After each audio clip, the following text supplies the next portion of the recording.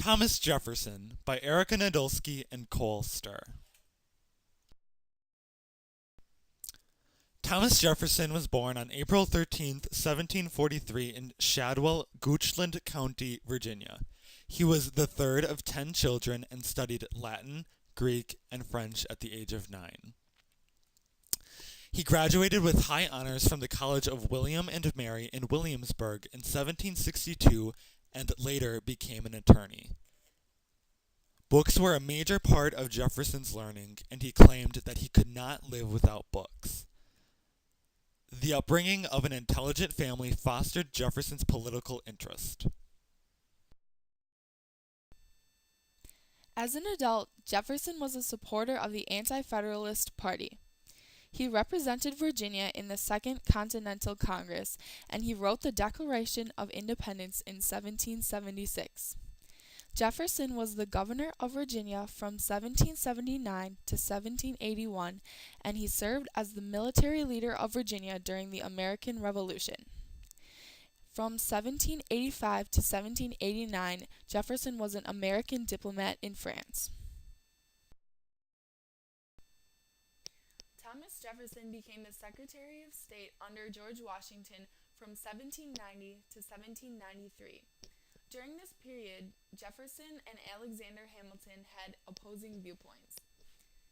Jefferson organized the Diplomatic Republican Party with James Madison and resigned from his post as Secretary of State. He was then Vice President under John Adams after the election of 1796.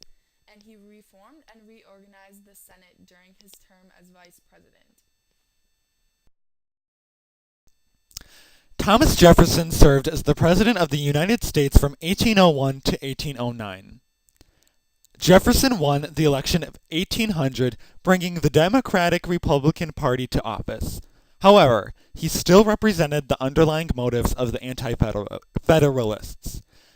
In keeping with his Republican beliefs, he limited the power of the federal government, reduced the military, and cut the national debt by repealing Hamilton's financial programs.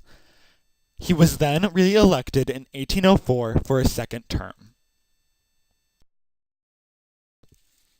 The most important national events during Jefferson's presidency were the Louisiana Purchase and the Embargo Act. Jefferson also repealed the midnight judges immediately after his inauguration. He commissioned the Lewis and Clark expedition to explore America's new lands and instituted the policy of Indian removal. Tripoli and America signed the Treaty of Peace and Amity, which ended the Tripolitan War in 1805. Jefferson also authorized the building of the National Road from Maryland to the Ohio River.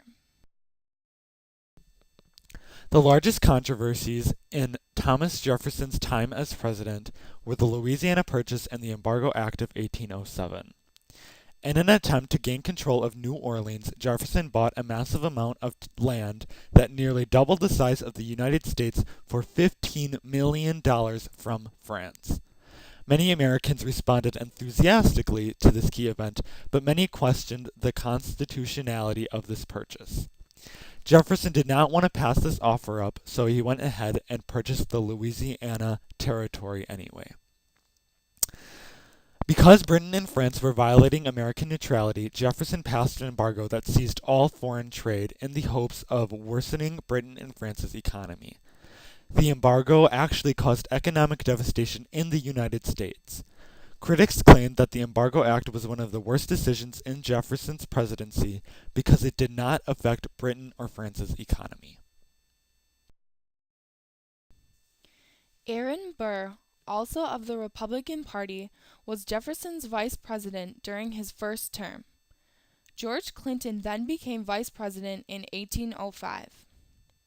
Jefferson appointed William Johnson to the Supreme Court in 1804, and Henry Brockholst Livingston and Thomas Todd to the court in 1807. The Secretary of State under Jefferson was James Madison. The Secretary of the Treasury was Albert Gallatin. The Secretary of War was Henry Dearborn, and the Secretary of the Navy was Robert Smith. Thomas Jefferson married the 23-year-old widow Martha Wales Skelton on January 1st, 1772.